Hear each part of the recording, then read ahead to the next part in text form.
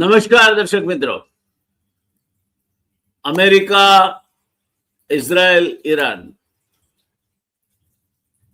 આપણા માથે પનોતી થઈને જીકાયા છે. એમાં ઇઝરાયલ અને અમેરિકા આ બે ના હોય ને તો દુનિયામાં કોઈ ઝઘડો ટંટો હોય જ નહીં.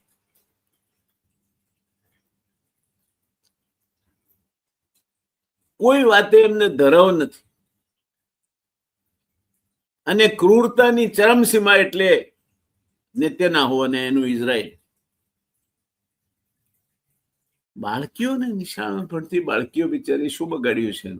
9 વર્ષની 10 વર્ષની છોકરીઓ. આપણે તો દુર્ગા ગણીને આપણે નવરાત્રીમાં કન્યાને પગ ધોઈને જમાડીએ છીએ. આ નેતન્યાહુએ એવી 134 કરતા વધારે છોકરીઓ મારી નાખી.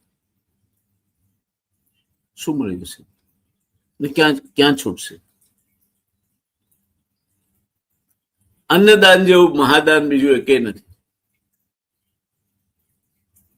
અને ભૂખ દરેકને લાગે છે. આ સત્તા ભૂખ્યા વરુને એટલી ભૂખ લાગી છે કે 1 લાખ માણસોને એને ગાઝા પટ્ટીમાં હોસ્પિટલોમાં સારવાર લેતાથી માંડીને ભૂખે મારીને રીબાવીને મારી નાખ્યા છે. અનાજ જવા જ નથી દેતો ત્યાં. આવા દુષ્ટ માણસને આપણે આપણો મિત્ર ગણીએ છીએ. આ જ કામ એને વેસ્ટ બેંકમાં કર્યું છે.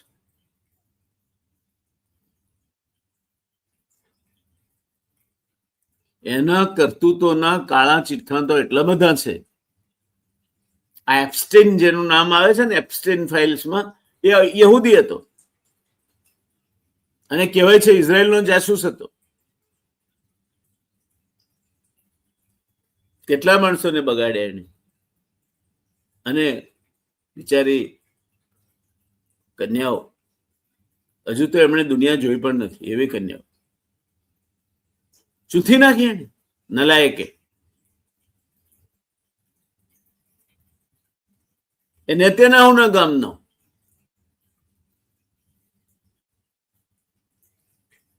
આ આપણા ભાઈબંધો અને આ આપણને સન્માન આપે. કાળજગ આવ્યો છે ને દોસ્તો. આજે વાત કરવી છે કે જો યુદ્ધ લાંબુ ખેંચાય તો ઉર્જા કટોકટીના કારણે લોકડાઉન આવી શકે. આપણા ટ્રમ્પભાઈએ હમણાં એવું જાહેર કર્યું છે કે 5 દાડા માટે એમણે યુદ્ધ વિરામ પાળવાનું નક્કી કર્યું છે.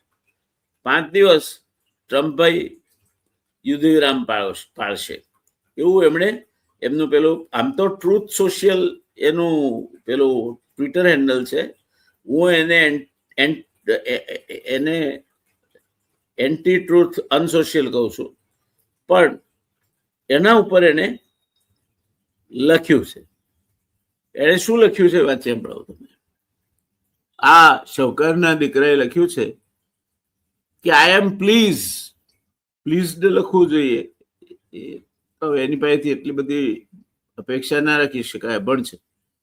I am pleased to report that the United States of America and the country of Iran have had over the last 2 days very good and productive conversations. છેલ્લા 2 દિવસથી અમેરિકા અને ઈરાન વચ્ચે સારી વાતો થઈ છે. Regarding a complete and total resolution of our hostilities in the Middle East. મધ્ય પૂર્વમાં અમે યુદ્ધ અને દુશ્મની નિવારી શકાય કઈ રીતે તે સંદર્ભે. Based on the tenor and tone of these depth, detailed and constructive conversations which will continue throughout the week. આ અઠવાડિયું આ વાર્તાઓ ચાલશે ત્યાં સુધી અમેરિકાએ એટલે આ ટ્રમ્પે એના ડિપાર્ટમેન્ટ ઓફ વોરને, કેશ પટેલને સૂચના આપી છે કે ઈરાનના ઓઇલ એસ્ટાબ્લિશમેન્ટ ઉપર અને એનર્જી ઇન્ફ્રાસ્ટ્રક્ચર ઉપર હુમલો નહીં કરવાનો. જો આ તો નિષ્ફળ જશે તો પછી જોયું જશે. એટલે પાવર પ્લાન્ટ્સ ઈરાનના અને એનર્જી ઇન્ફ્રાસ્ટ્રક્ચર ઉપર હુમલો નહીં કરવામાં આવે.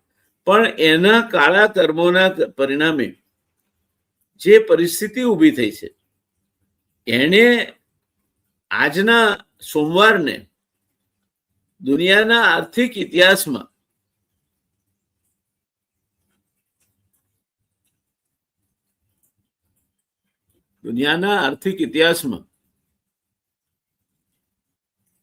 કાળા સોમવાર તરીકે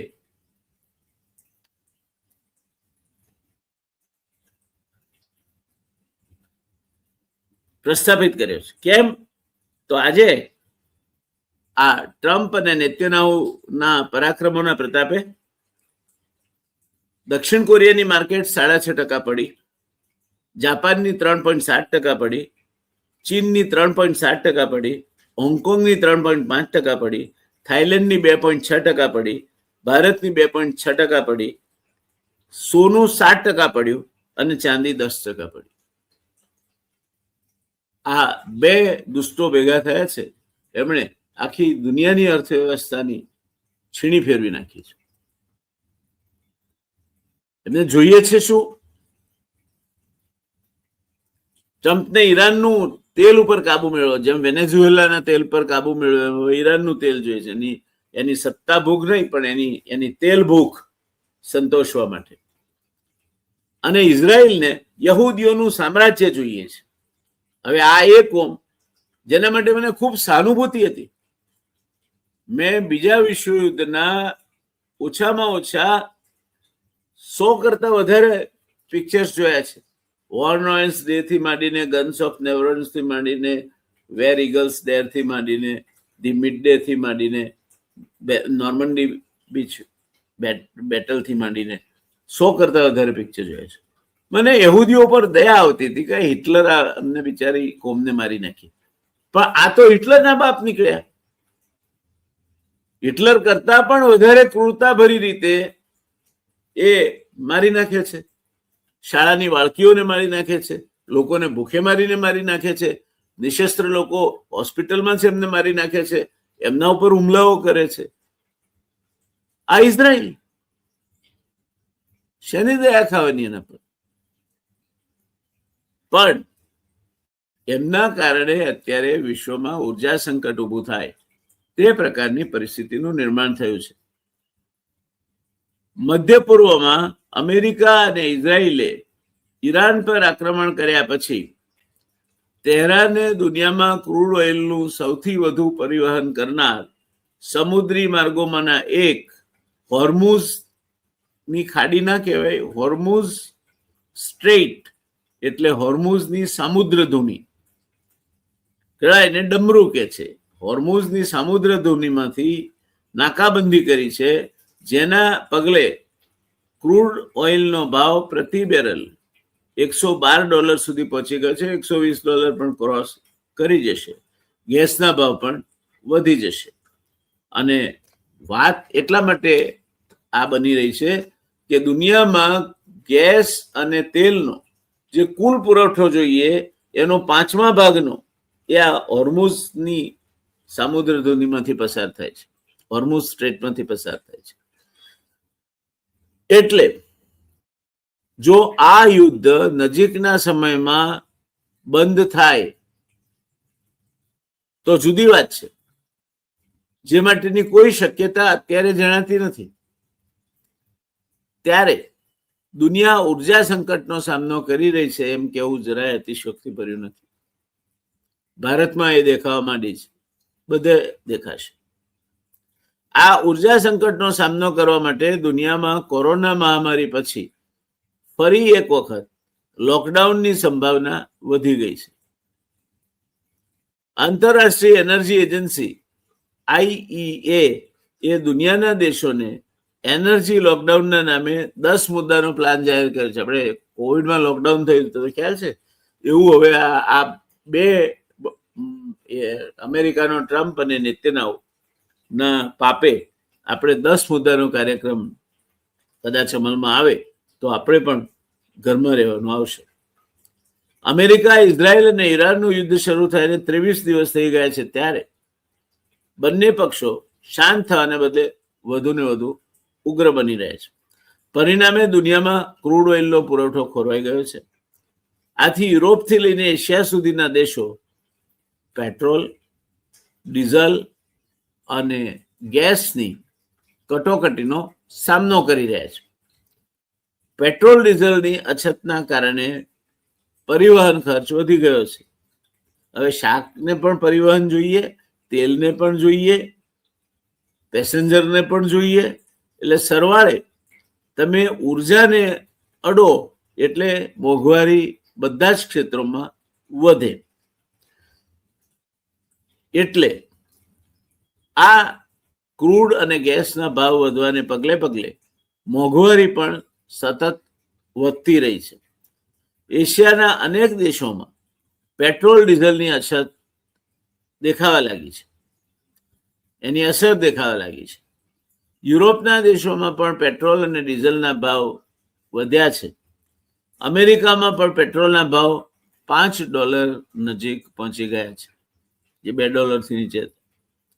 દુનિયામાં આ મુશ્કેલ સમયમાં આંતરરાષ્ટ્રીય ઉર્જા એજન્સીએ શેલ્ટરિંગ ફ્રોમ ઓઇલ શોક્સ, એટલે આ જે ક્રૂડ અને ગેસ અને એની શોર્ટેજ, એના કારણે જે આપણને શોક એટલે આઘાત લાગશે, એમાંથી કઈ રીતે બચાવવું, ઓઇલના આંચકાઓથી બચવા માટે શું કરવું, તો ઓઇલના આંચકાઓથી બચો, save yourself from the oil shock, એ નામથી 10 મુદ્દાની એક યોજના રજૂ કરી છે, જેમાં દુનિયાના દેશોની સરકારોને પેટ્રોલ ડીઝલનો વપરાશ ઘટાડવા માટે ભલામણ કરાઈ છે. IEA એટલે ઇન્ટરનેશનલ એનર્જી એજન્સી દુનિયાની સરકારોને વાહનોના પરિવહન માટે ઓડ ઇવન નિયમ, એટલે સોમવારે જેની નંબર પ્લેટ એકી નંબર વાળી હોય, છેલ્લે પાંચડો આવતો હોય, તો મંગળવારે બેકી નંબર હોય, છગડા વાળી હોય, એક પહેલો એ નિયમો અમલમાં મૂકો. એટલે તમે સોમવારે એકી નંબર, મંગળવારે બેકી નંબર, બુધવારે એકી નંબર, ગુરુવારે બેકી નંબર, શુક્રવારે એકી નંબર, શનિવારે બેકી નંબર, રવિવારે એકી બેકી બે ચાલે. આ પહેલું પગલું. ઓડ ઇવન નિયમ, હાઈવે પર સ્પીડ લિમિટ, કારણ કે વધારે સ્પીડથી ચાલે અથવા ઓછી સ્પીડથી ચાલે તો વધારે બળતણ વપરાય, એટલે સ્પીડ લિમિટ. હવાઈ પ્રવાસોમાં કાપ મૂકવા, દુનિયામાં જે ઉડાઉડ કરે છે બધા વિમાનો, એમાં કાપ મૂકો. લોકોને ઘરેથી જ કામ કરવા, જે પેલા વર્ક ટુ હોમ હતું ને કોવિડ વખતે, એમ રસોઈ માટે ઇલેક્ટ્રિક ગેજેટનો ઉપયોગ કરવા જેવા પગલાં લેવાના સૂચન કર્યા છે. એજન્સીનું કહેવું છે કે સરકારો કોરોના જેવી રણનીતિ અપનાવશે તો જ ઉર્જા સંકટનો સામનો કરી શકશે. આ રણનીતિ લોકડાઉન જેવી જ હશે. અનેક દેશો આ માટે તૈયારીઓ પણ શરૂ કરી દીધી છે, કારણ કે છે જ નહીં એનર્જી, ડીઝલ કે પેટ્રોલ છે જ નહીં, ગેસ છે જ નહીં, તો કરશો શું? તમારે ઇન્ડક્શન તવી લાવવી પડે, ઇન્ડક્શન પર ગરમ થાય એવી તપેલી લાવવી પડે, એના માટે વાસણો જુદા આવે, એટલે પડદા ઉપર પાટું, એક તો મોંઘવારી ને એના ઉપર પાછો ખર્ચો કરવાનો તમારે. જાપાન અને દક્ષિણ કોરિયા, બાંગ્લાદેશ, ફિલિપિન્સ અને શ્રીલંકામાં ઈંધણનું રેશનિંગ શરૂ થઈ ગયું છે. ઓસ્ટ્રેલિયામાં સરકારે લોકોને બિનજરૂરી પ્રવાસ પર પ્રતિબંધ મૂક્યો છે. આ ઉર્જા સંકટ લાંબુ ચાલશે તો ડિજિટલ પરમિટ સિસ્ટમ સુધી વાત પહોંચી શકે છે, જ્યાં નિષ્ણાતોનું માનવું છે કે સરકારો ઉર્જા સુરક્ષાના નામે નાગરિકો પર લોકડાઉન નાખી શકે છે કે ભાઈ ઘર બહાર નીકળશો જ નહીં, ઘર બહાર બેસશો તો વાહન વાપરશો ને, નીકળવાનું જ નહીં. જેને પગલે નાગરિકો મંજૂરી વિના ઘરની બહાર નહીં નીકળી શકે, એટલે તમારે ઘરમાં કેદ રહેવાનું. આ ભારત લોકશાહી દેશ, ભારત હૈ તો સબ કુછ મુમકિન હૈ. ભારતમાં પણ સરકારે પ્રીમિયમ પેટ્રોલ અને ઇન્ડસ્ટ્રીયલ ડીઝલના ભાવ, મેં કહ્યું 20 રૂપિયા ઇન્ડસ્ટ્રીયલ ડીઝલના ભાવ વધ્યા, પ્રીમિયમ પેટ્રોલ ડીઝલ પર 2.5 રૂપિયા વધ્યા. ગેસના બાટલામાં સારો એવો વધારો થયો, 60 રૂપિયાનો. હોટલ ગેસના ભાવ બાટલામાં પણ સારો એવો વધારો થયો, 120 ઉપર છે. ભારતમાં ગ્રાહકો માટે આંશિક રાહત એ છે કે સાદા પેટ્રોલના ભાવમાં હજુ વધારો થયો નથી. મધ્ય પૂર્વમાં સ્થિતિ આવી જ રહેશે તો સાદા પેટ્રોલના ભાવમાં પણ વધારાનું જોખમ તોળાઈ રહ્યું. જોકે આમાં કેટલાકને ઓપોર્ચ્યુનિટી પણ દેખાય છે. આપણા ગડકરીજી એ ઇથેનોલ બનાવે છે, એટલે એમને આમાં તક મળશે. અત્યારે ફરજિયાત છે અમુક ટકા ઇથેનોલ ભરવું. ગાડીના એન્જિનનું સત્યાનાશ કાઢી નાખે છે, કારણ કે એમાં ભેજ આવે છે. હવે વધારે ઇથેનોલ મિક્સ કરવું પડશે, એટલે ગડકરીજીની કંપનીને બખ્ખા છે. હમણાં કંઈક બીફ એક્સપોર્ટ કરતી એક કંપની છે, એમાં પણ એમના સુપુત્રનું રોકાણ છે. એટલે આમ તો સંઘની ફિલોસોફીમાં આવતું હશે, પણ ગડકરીજી ચુસ્ત સંઘિષ્ઠ છે અને આ બધું કરે છે. ઈંધણના ભાવ વધવાને કારણે એર ઇન્ડિયાએ છેલ્લા 3 સપ્તાહમાં 2500 જેટલી ફ્લાઇટ રદ કરી છે. આમ તો સારું, કારણ કે એર ઇન્ડિયાની ફ્લાઇટ ઘણી વાર તો ઉડે પડે છે, એટલે 2500 ફ્લાઇટ રદ કરી છે. કંપનીના સીઈઓ કેમ્પબેલ વિલ્સને કર્મચારીઓને મોકલેલા એક આંતરિક સંદેશામાં જણાવ્યું છે કે એરલાઇન હાલમાં આ ક્ષેત્રમાં પોતાના સામાન્ય શેડ્યુલના માત્ર 30% જ સંચાલન કરી રહી છે. આગામી સમય વધુ મુશ્કેલ બની શકશે. આપણે એની બહુ ચિંતા કરવાની જરૂર નથી. આપણે કઈ બહુ વિમાનમાં ઉડાઉટ કરતા નથી, અને જે લોકો ઉડાઉટ કરે છે અમુક એમને પોતાના વિમાનો છે. બીજી બાજુ યુનાઇટેડ એરલાઇન્સે પણ આ સપ્તાહે તેની 5% ફ્લાઇટ રદ કરી છે. અન્ય કંપનીઓ પણ ફ્લાઇટની સંખ્યા ઘટાડી રહી છે. વિમાનોનું ટ્રેકિંગ કરતા પ્લેટફોર્મ ફ્લાઇટ અવેર ના અહેવાલ મુજબ શનિવારે કુલ 2800 અને રવિવારે 3156 ફ્લાઇટ રદ થઈ હતી. કેટલાક મીડિયા અહેવાલો મુજબ યુદ્ધના આ સમયમાં અંદાજે 20,000થી વધુ ફ્લાઇટ રદ કરાઈ હતી. કેટલાક અહેવાલો મુજબ યુરોપની મોટાભાગની એરલાઇન કંપનીઓ જે 29 માર્ચ સુધી મધ્ય પૂર્વની તેમની તમામ ફ્લાઇટ્સ રદ કરી દીધી છે. 29 માર્ચ સુધી એક પણ ફ્લાઇટ નહીં જાય, એટલે ઘણા લોકો હલવાઈ ગયા છે. ભારતીય રિઝર્વ બેંકના પૂર્વ ગવર્નર અને જાણીતા અર્થશાસ્ત્રી રઘુરામ રાજને એક ગંભીર ચેતવણી આપી છે, જેણે ભારત સહિત વિશ્વભરના દેશોની ઊંઘ ઉડાડી દીધી છે. એક ઇન્ટરવ્યુમાં રઘુરામ રાજને જણાવ્યું છે કે જો આ યુદ્ધ 1 મહિનાથી વધુ સમય ચાલ્યું તો પરિણામો અત્યંત ભયાનક હોઈ શકે છે. અમે કોઈ યુદ્ધના પરિણામો રમ્ય તો હોય જ નહીં ને. મારા રઘુરામને શું કહ્યું નવું? પરિણામ ભયાનક જ હોય યુદ્ધના. એમણે કહ્યું કે યુદ્ધના પરિણામો અત્યંત ભયાનક હોઈ શકે છે. ક્રૂડ ઓઇલના ભાવ $150 વધીને $200 પ્રતિ બેરલ સુધી પહોંચી શકે છે. હોર્મુઝ સ્ટ્રેટ જેવા મહત્વના દરિયાઈ માર્ગો પર હુમલાના ડરથી ઓઇલના જહાજો ફસાયેલા છે. હાલમાં જ વિશ્વના 15થી 20% એનર્જી સપ્લાય ખોરવાઈ ચૂક્યો છે. જો સપ્લાયમાં વધુ ઘટાડો થશે તો તેની માંગ ઘટાડવા માટે ડિમાન્ડ ડિસ્ટ્રક્શન કરવું પડશે, જે વિશ્વને ગંભીર આર્થિક મંદી તરફ ધકેલી દેશે. ભારત પર શું અસર થશે? ભારત તેની જરૂરિયાતનું 85%થી વધુ ક્રૂડ ઓઇલ, ખનિજ તેલ આયાત કરે છે.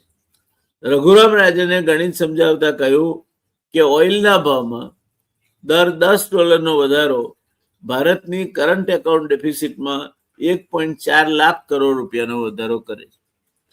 આ વધારો જીડીપીના 0.5% જેટલો હોય. જો $10નો વધારો થાય બેરલ દીઠ, તો આપણા જીડીપીના 0.5% જેટલી કરંટ એકાઉન્ટ ડેફિસિટ વધે.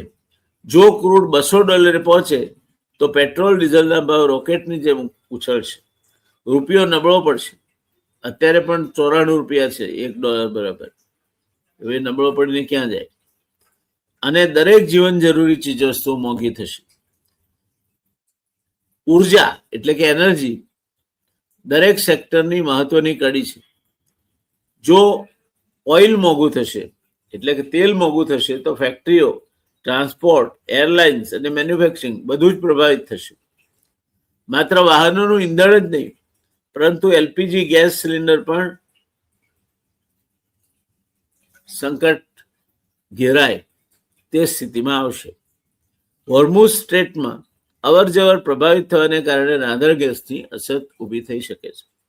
નિષ્ણાતો માને છે કે જો ઇઝરાયલ અને ઈરાન વચ્ચે ટૂંક સમયમાં યુદ્ધ વિરામ નહીં થાય તો આગામી દિવસોમાં સામાન્ય માણસના ખિસ્સા પર અસહ્ય બોજ આવશે. મોંઘવારી એટલી બધી વધશે કે માણસને જીવવું મુશ્કેલ થઈ પડશે.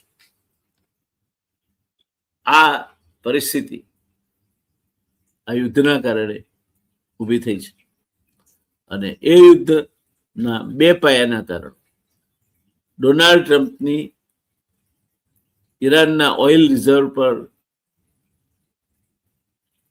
બુરી નજર, એને કબજે કરવા માટેની એની ગંદી ચાલ અને નેતન્યાહુને યહૂદીઓનું મોટું વિશ્વ સ્થાપવું છે એના માટે બાકીના બધાને મારી નાખવાના મુસ્લિમ દેશોમાં જે હોય અને ઇઝરાયલ એકલું જ દુનિયા પર રાજ કરે બધાને મારી નાખે.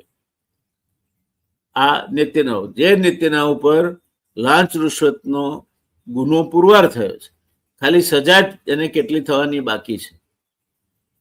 તો વડાપ્રધાન મટી જાય એ દાડે નેતન્યાહુ જેલમાં હશે. હવે જે દેશનું અને જે લડાઈઓનું નેતૃત્વ બંને ક્રિમિનલ, ટ્રમ્પે અનેક વખત દિવાળું કાઢ્યું છે. ટ્રમ્પ ઓછો ગુનાહિત મનોવૃત્તિ વાળો નથી. એટલે બે ગુનાહિત મનોવૃત્તિ વાળા માણસો ટ્રમ્પ અને નેતન્યાહુ એ કમનસીબે આજે આખી દુનિયાને બાનમાં લઈને બેઠા છે અને એમને કહી શકે એવું કોઈ નથી. એટલે આનું પરિણામ શું આવશે અને માનવજાતનો આ બે નરપિશાચોથી ક્યારે છુટકારો થશે એ સમજી શકાય તેવી બાબત નથી. અને રઘુરામ રાજ્યને કહ્યું છે 23 દિવસ થયા યુદ્ધને. જો મહિના કરતા વધારે સમય આ યુદ્ધ ચાલ્યું તો